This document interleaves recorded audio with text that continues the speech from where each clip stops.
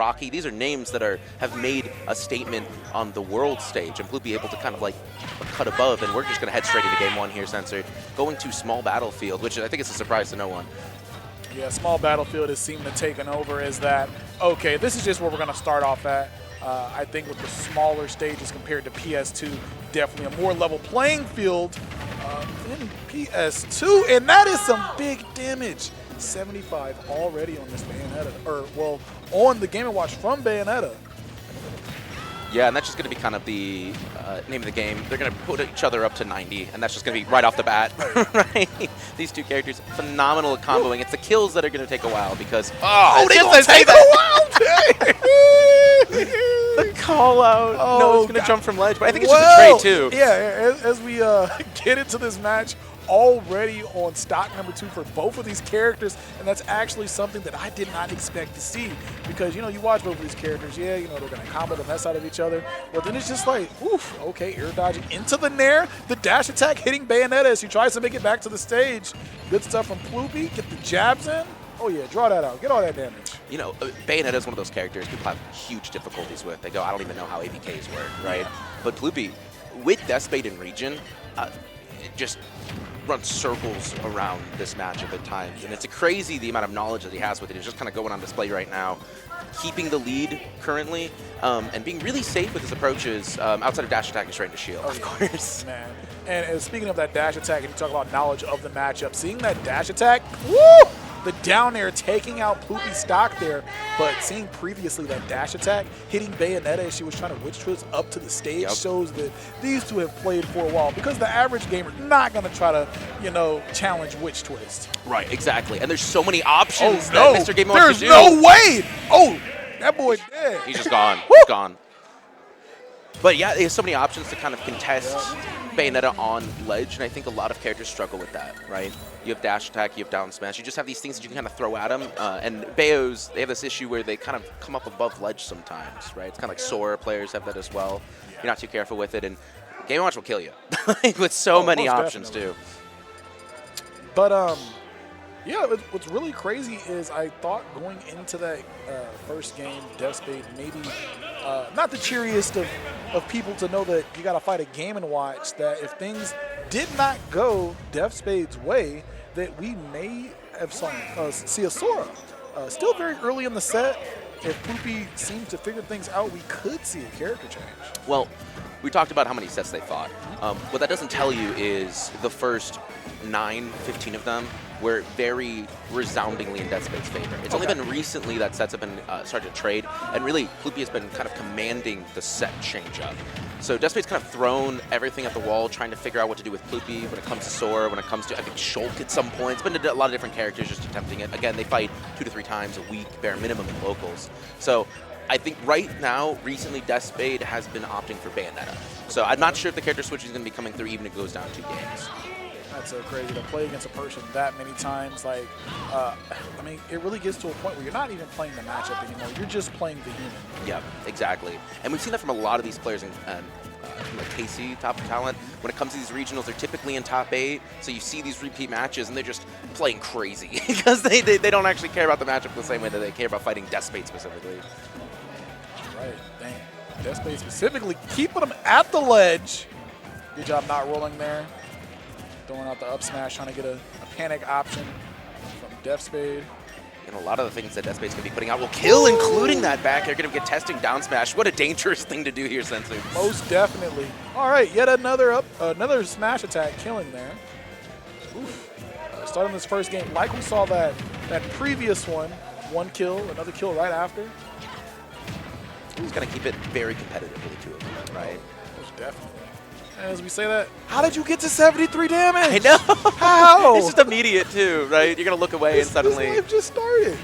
I just assume they spawn in with it at this point. Man. At this point, you just have to. Okay, you're dodging the up air. Oh, there we go. Oh, and the weight as well to get that air in. Keeping up this pressure. And now suddenly Deathspade's at 76 in condition. Yeah, one of these times when Ploopy actually hits that down smash, it's going to be devastating. Ooh, okay. Oh, and he went to try to fight him too. Hey, I respect it.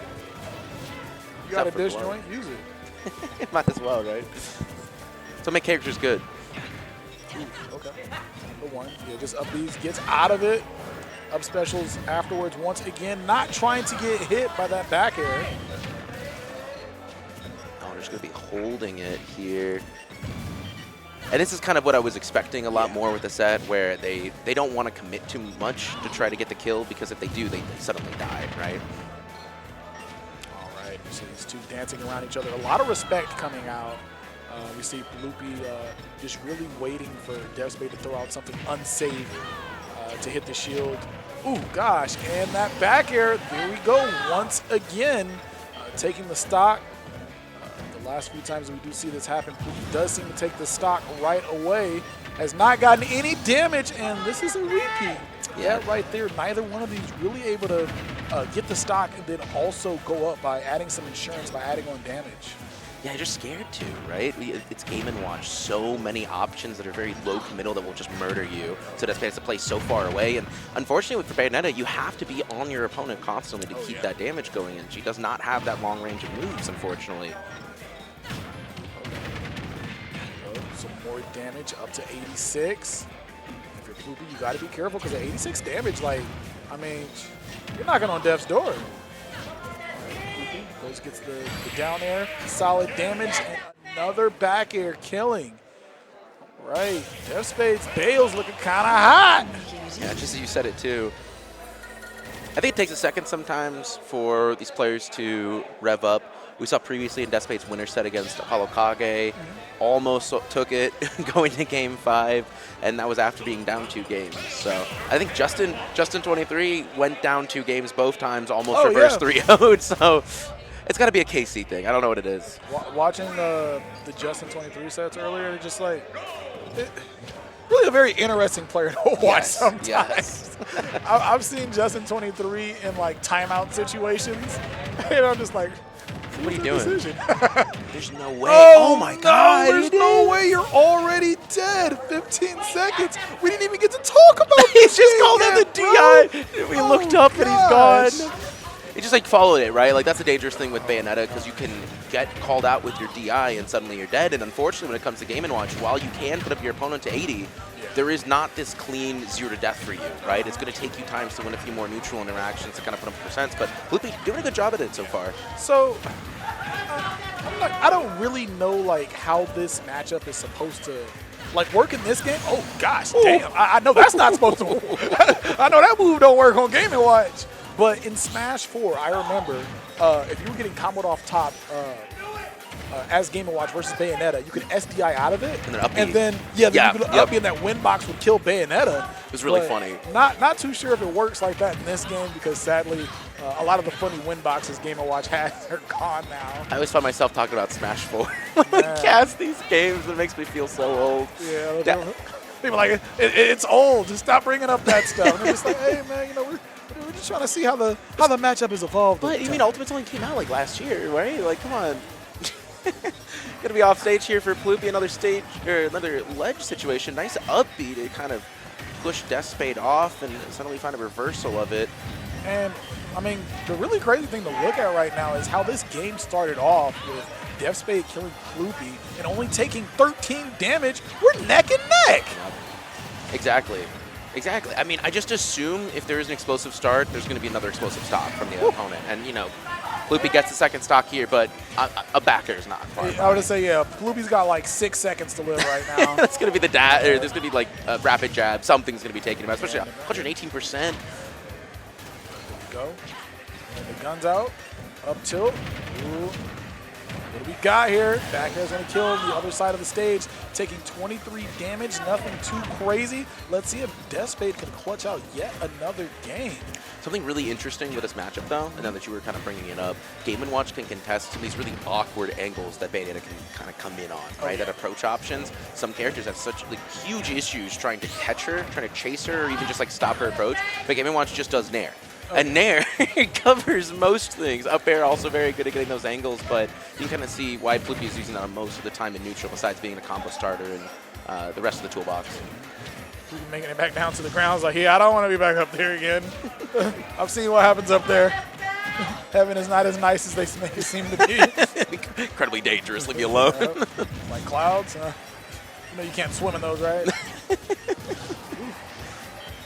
Okay, up smash into the nair.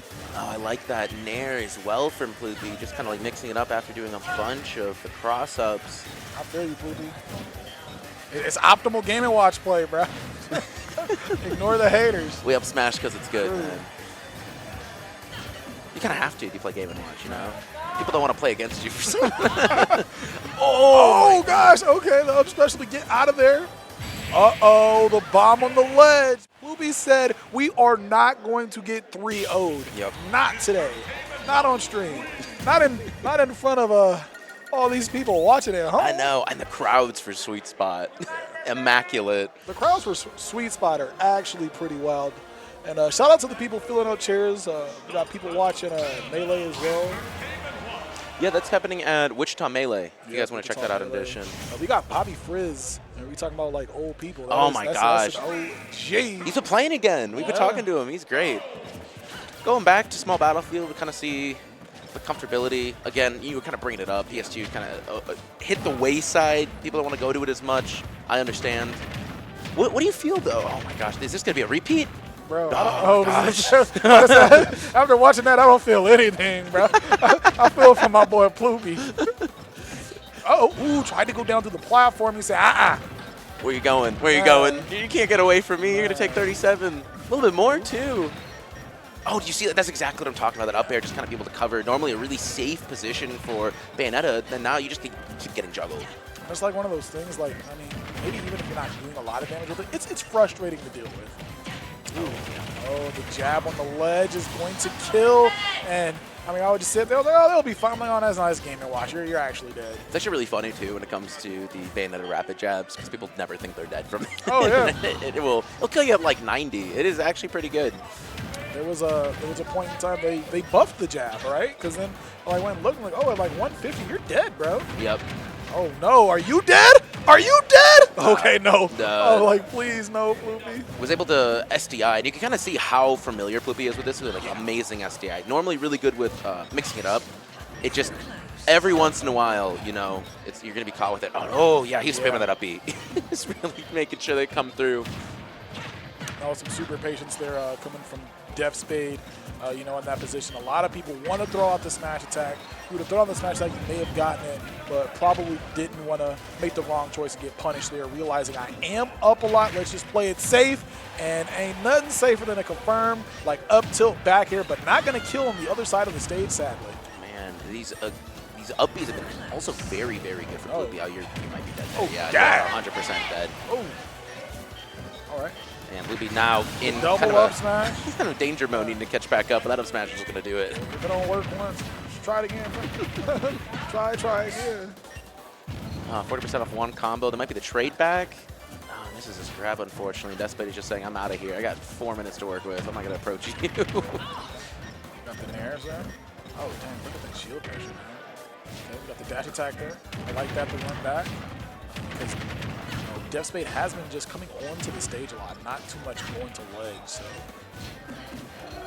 You know, it's kind of what we were talking to about as well, is that Game & Watch doesn't have this like very easy 0-to-death kill, so has to really work his way into getting out of this deficit, and was doing a good job there, but it's Bayo, right? Oh, yeah. Another character that just does not have an issue recovering, and this hill is getting very high indeed.